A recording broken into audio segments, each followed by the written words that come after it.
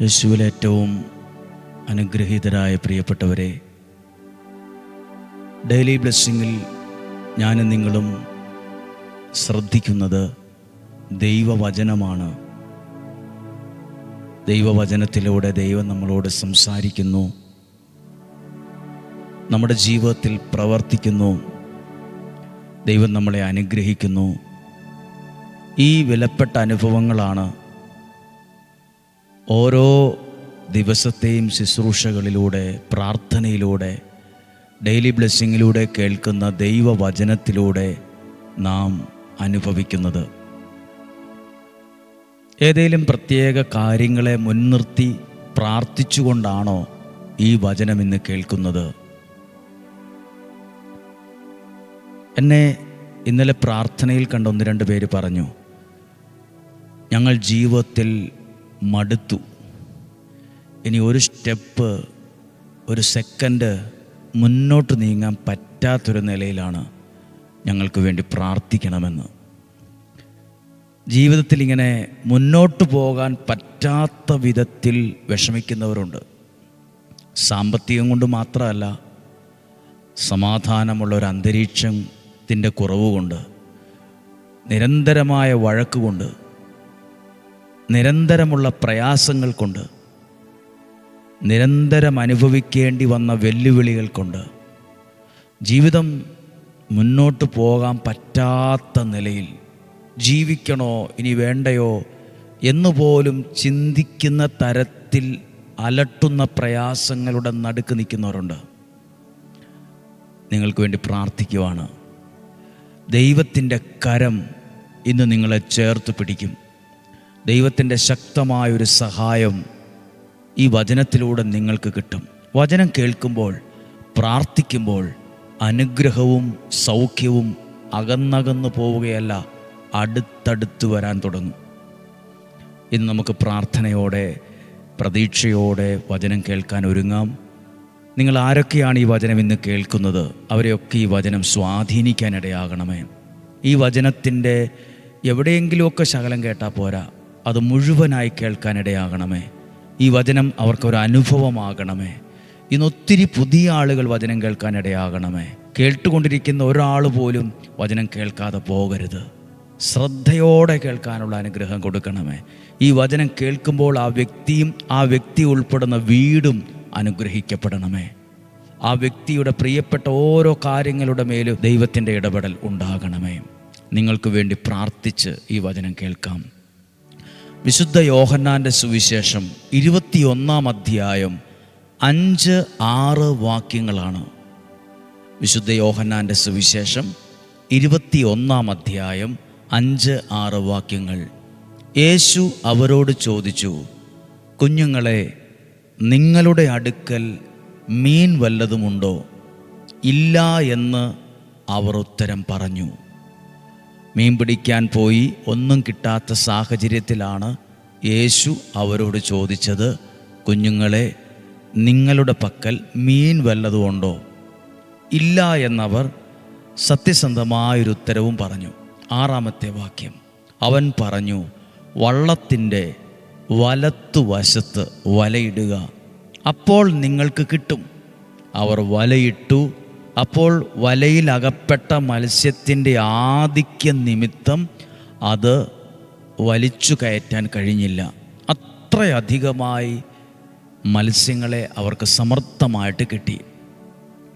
ഞാൻ നിങ്ങളോട് ഇന്ന് പറയുന്ന ഈ വചനം നിങ്ങൾക്ക് വളരെ സുപരിചിതമാണ്, മനഃപ്പാഠമാണ്, അതെനിക്കറിയാം. ഒരുപക്ഷെ ഇത്രയും ശ്രദ്ധിക്കുന്നത് ആദ്യമായിട്ടായിരിക്കാം ചിലപ്പോൾ. യേശു അവരുടെ ജീവിതത്തിൻ്റെ ആ വള്ളത്തിൻ്റെ അടുത്തു വന്നപ്പോൾ അവർക്ക് കിട്ടേണ്ട അനുഗ്രഹവും അടുത്തു വന്നു, ദൂരോട്ട് പോയില്ല.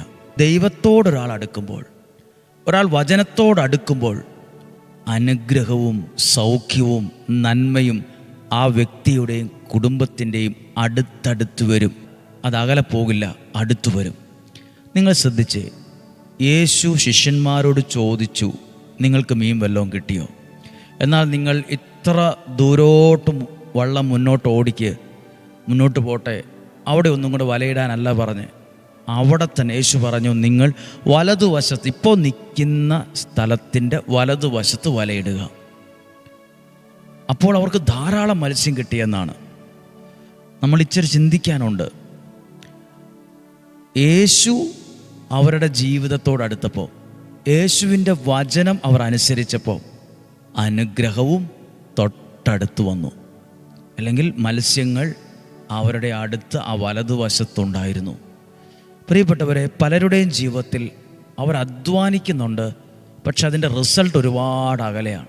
നമ്മൾ ദൈവത്തോടടുക്കുമ്പോഴാണ് അനുഗ്രഹവും അടുത്തു വരുന്നത്.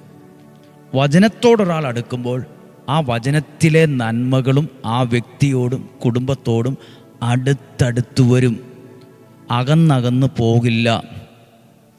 ദൈവം അടുത്തുള്ളപ്പോൾ അവരുടെ അധ്വാനത്തിൻ്റെ ഫലവും വളരെ അടുത്താണ്. യേശു അവരുടെ ജീവിതത്തിൽ നിന്ന് അകന്നു നിന്നപ്പോഴോ അവർ രാത്രി മുഴുവൻ അധ്വാനിച്ചിട്ടും ഒന്നും കിട്ടിയില്ല, ഒരു മത്സ്യത്തെയും കിട്ടിയില്ല, ഒന്നും കിട്ടിയില്ല എന്നവർ പറയുന്നുണ്ട്. ഇപ്പോൾ അധ്വാനിച്ചപ്പോഴോ ഒരു നിമിഷം കൊണ്ട് വലയെ വലിച്ചു കയറ്റാൻ പറ്റാത്ത വിധം ആധിക്യത്തിൽ സമൃദ്ധമായ മത്സ്യങ്ങളെ കിട്ടിയെന്നാണ്. ഇതൊരു സൂചനയാണ്. നമുക്ക് ദൈവത്തോടടുത്ത് വരണം, വചനത്തോടടുത്ത് വരണം.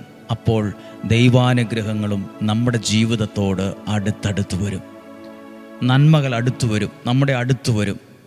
ചില വിടുതലുകൾ അടുത്തു വരും, ചില സൗഖ്യങ്ങൾ അടുത്തു വരും, ആ സമാധാനം അടുത്തു വരും, ആ സ്വസ്ഥത അടുത്തു വരും, ആ വിടുതൽ അടുത്തു വരും. ആ തടസ്സങ്ങൾ മാറി ആ നന്മയിലേക്ക് പ്രവേശിക്കുന്ന കാര്യം അടുത്തു വരും. ശ്രദ്ധിച്ചോ, ദൈവം ഒരാളുടെ ജീവിതത്തോടടുക്കുമ്പോൾ, ഇല്ലെങ്കിൽ ഒരാൾ ദൈവത്തോടടുക്കുമ്പോൾ, വചനത്തോടടുക്കുമ്പോൾ അനുഗ്രഹങ്ങൾ അകന്നകന്ന് പോകില്ല, ദൂരോട്ട് പോകില്ല. പണ്ടത്തെ കഥയിൽ പറയുന്നത് പോലെ നിധി കുഴിച്ചെടുത്ത് കണ്ടുപിടിക്കാൻ പോയി. ആദ്യം പറഞ്ഞു ഇവിടെ നിധിയുണ്ട്, കുഴിച്ചു ചെന്നപ്പോൾ നിധി അപ്പുറത്താണെന്ന്. അങ്ങനെ ആ പ്രദേശം മുഴുവൻ കുഴികൾ കൊണ്ട് നിറഞ്ഞു, നിധി കിട്ടിയോ ഇല്ല. അങ്ങനെയല്ല, വെറുതെയുള്ള അധ്വാനമല്ല. നിധി കണ്ടെത്താൻ പോയി കുഴിക്കുന്ന ഒരാളെ പോലെയല്ല. അത് ഇവിടെ കുഴിക്കുമ്പോൾ അപ്പുറത്താണ്, ഇതൊരിക്കലും കിട്ടിയേയില്ല. അങ്ങനത്തെ കിട്ടാക്കനിയല്ല ദൈവം. നമ്മൾ ദൈവത്തോടടുക്കുമ്പോൾ ആ അനുഗ്രഹവും അടുത്തു വരും. നമ്മുടെ അധ്വാനം അനുഗ്രഹമാവും, നമ്മുടെ ജീവിതം സന്തോഷത്തിലാകും, സമാധാനത്തിലാകും, സ്വസ്ഥതയിലാകും, നന്മയിലാകും. ആ നന്മ നമ്മുടെ കുടുംബത്തിനകത്തൊരു അനുഗ്രഹമായിട്ട് മാറും. ഇന്ന് പ്രാർത്ഥിക്കാം. പ്രത്യേകിച്ച് ഈ ദിവസങ്ങളിലൊക്കെ വചനം കേൾക്കുമ്പോൾ, കർത്താവേ, വചനം കേൾക്കുന്ന ഞങ്ങളുടെ ഓരോരുത്തരുടെയും ജീവിതത്തിൽ അനുഗ്രഹങ്ങൾ അകന്നകന്നു പോവല്. ഒന്നും ദൈവികമായി ഞങ്ങളുടെ ജീവിതത്തിൽ വരേണ്ടതൊന്നും ഞങ്ങളുടെ ജീവിതത്തിൽ അകന്നകന്നു പോകല്. ഞങ്ങൾ ദൈവത്തോടടുക്കുന്നു, ഞങ്ങൾ അങ്ങയുടെ വചനത്തോടടുക്കുന്നു, അങ്ങയുടെ സ്നേഹത്തോടടുക്കുന്നു. വിശ്വാസത്തിൽ അത് ഒരു വാക്കു മാത്രമല്ല, ഹൃദയത്തിൽ അത് പറയാൻ കഴിയുമോ തീരുമാനത്തോടെ? ഞങ്ങൾ ദൈവത്തോടടുക്കുന്നു. എൻ്റെ മക്കളും ഞാനും കുടുംബവും ദൈവത്തോടടുക്കുന്നു, ദൈവവചനത്തോടടുക്കുന്നു. അടുക്കുമ്പോൾ ഉറപ്പാണ് അനുഗ്രഹവും അടുത്തടുത്ത് വരും, നന്മകളും അടുത്തടുത്ത് വരും, ആ വിടുതൽ അടുത്തടുത്ത് വരും, ആ സൗഖ്യം അടുത്തടുത്ത് വരും, ആ പുതിയ വഴി തുറക്കുന്ന അനുഭവം അടുത്തടുത്ത് വരും. എന്തു കാര്യവും അകന്നകന്നു പോകില്ല, അടുത്തടുത്ത് വരും. ഇന്ന് പ്രാർത്ഥിച്ച് ഈശോയുടെ അനുഗ്രഹം ഈ വചനത്തിലൂടെ സ്വീകരിക്കാൻ. കർത്താവ് ഈ വചനത്തിലൂടെ പ്രിയപ്പെട്ടവരെ അനുഗ്രഹിക്കണമേ. നമ്മുടെ കർത്താവ് ഈശോ മിശിഹായുടെ കൃപയും പിതാവായ ദൈവത്തിൻ്റെ സ്നേഹവും പരിശുദ്ധാത്മാവിൻ്റെ സഹവാസവും നിങ്ങളോടുകൂടെ ഉണ്ടായിരിക്കട്ടെ. ഈ ഭവനത്തിൽ ഡെയിലി ബ്ലെസ്സിങ്ങിൽ വചനം കേൾക്കുന്ന, ഇത് അയച്ചു കൊടുക്കുന്ന, എഴുതി വയ്ക്കുന്ന, ഇത് ധ്യാനിക്കുന്ന, ഇത് അനേകരോട് പറയുന്ന, ഈ സുവിശേഷ വേലയിൽ പങ്കാളിയാകുന്ന സകലരുടെ മേലും ദൈവത്തിൻ്റെ സകല നന്മകളും ഉണ്ടാകട്ടെ. രോഗങ്ങൾ, അപകടങ്ങൾ, ദുർമരണങ്ങൾ, മൂപ്പെത്താത്ത മരണങ്ങൾ, ചതികളിൽ നിന്നും, വഞ്ചനയിൽ നിന്നും, നിരാശയിൽ നിന്നും, കുറ്റബോധത്തിൽ നിന്നും ഞങ്ങളെ സൂക്ഷിക്കണമേ. ദീർഘായുസ്സും ആരോഗ്യവും തരണമേ. ശരീരത്തിൻ്റെ അകവും പുറവും ദൈവമേ സൂക്ഷിക്കണമേ. സമാധാനം നിറയണമേ. ആരുടെ മുമ്പിലും കൈനീട്ടി ചെല്ലുന്നൊരു സാഹചര്യം ഉണ്ടാകാതെ ഞങ്ങൾക്ക് ആവശ്യമായത് നൽകി ഭൗതികമായും ആത്മീയമായും ഞങ്ങളെ അനുഗ്രഹിക്കണമേ. ഭൗതികമായും ആത്മീയമായും ഞങ്ങളെ അനുഗ്രഹിക്കണമേ. ഇന്നും ജീവിക്കുന്ന യേശുവിൻ നാമത്തിൽ ഇങ്ങനെ പറഞ്ഞ് നിങ്ങളെ അനുഗ്രഹിക്കുന്നു. നിങ്ങളുടെ ഇടതുവശത്ത് 1000-ങ്ങളും വലതുവശത്ത് 10,000-ങ്ങളും വീണേക്കാം, എങ്കിലും നിനക്ക് ഒരനർത്ഥവും വരത്തില്ല. ഈ വചനത്തോട് ചേർന്ന് നിങ്ങളെ മനസ്സുകൊണ്ട് പ്രാർത്ഥനയോടെ സ്നേഹത്തോടെ അനുഗ്രഹിച്ചു പ്രാർത്ഥിക്കുന്നു, ഇപ്പോഴും എപ്പോഴും എന്നേക്കും. ആമേൻ. ദൈവം അനുഗ്രഹിക്കട്ടെ. പിള്ളേരുടെ പരീക്ഷയ്ക്ക് വേണ്ടി പ്രാർത്ഥിക്കുന്നു. രാജ്യലോക സമാധാനത്തിന് വേണ്ടി പ്രാർത്ഥിക്കുന്നു. സന്തോഷത്തോടെ ആയിരിക്കാം. ദൈവം അനുഗ്രഹിക്കട്ടെ. സാധ്യം എല്ലാവർക്കും അയച്ചു കൊടുക്കണം. വൈകുന്നേരത്തെ പ്രാർത്ഥനകളിൽ 7 മണിക്കത്തെ പ്രാർത്ഥനയിലൊക്കെ പങ്കെടുക്കുക. ദൈവം അനുഗ്രഹിക്കട്ടെ. നാളെയും മറക്കാതെ ഞായറാഴ്ചയാണ്, നിങ്ങൾക്ക് വേണ്ടി ബലിയർപ്പിച്ച് പ്രാർത്ഥിക്കുന്ന ദിവസമാണ്. ഓരോ ഞായറാഴ്ചകളിലും ഡെയിലി ബ്ലെസ്സിങ്ങിൽ പങ്കെടുക്കുന്ന എല്ലാവരെയും ഓർത്ത് പ്രാർത്ഥിക്കുന്നു. നാളെയും 5:30 തന്നെ വചനം കേൾക്കാൻ ഒരുങ്ങാം. 5:30 ഒരുമിച്ച് കാണുന്നതുവരെ സ്വർഗത്തിലെ ദൈവം, സർവശക്തനായ ദൈവം എന്നെയും നിങ്ങളെയും സൂക്ഷിക്കട്ടെ. ആമേൻ.